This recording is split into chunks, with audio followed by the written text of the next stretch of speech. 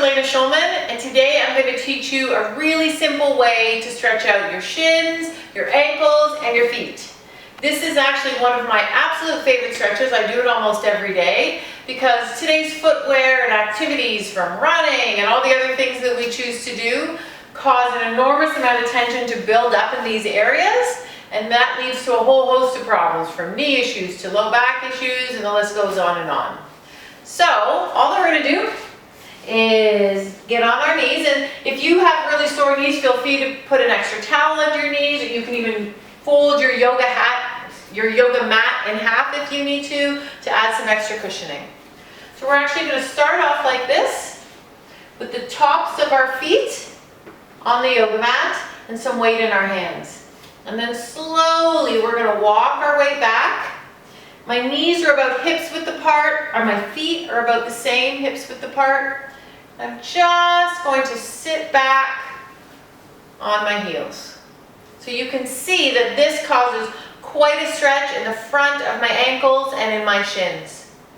If you're a little bit more flexible, you may be able to do this with your knees and your feet and your ankles together. And all that we're going to do when we're in this position is just take a few deep breaths, let it release. Make sure you're not feeling anything pulling too hard. You should just feel some lovely tension letting go in your shins and in your ankles. So now that we've done stretch out the top of our feet, we need to stretch out the bottom of our feet. So all that you're going to do, take your weight back in your hands, and now we're going to tuck our toes under. So all 5 toes should be tucked under. You may need to use your hand to help you ensure your toes are in the right position. Again, with your knees either hips width apart, or you can have your knees together, whatever's more comfortable. I'm going to slowly walk my body weight back. So you may get to a certain position like this, and that may be just about all the stretch you need. But eventually, as you do this more, you'll be able to sit back onto your heels, feeling a very deep stretch in the fascia on the bottom of our foot that so often causes us plantar fasciitis. So we're just going to sit like this again for 20 or 30 seconds until this releases. So if you're like me, you like to stack your stretches, so I like to get as much done as I possibly can at the same time. So the way I do these stretches is when I begin with this stretch, I actually stretch out my shoulders at the same time. That simple stretch where you grab one hand behind your back, making sure you're upright and your chest is open. Now I'm getting my shoulders and my shins stretch at the same time.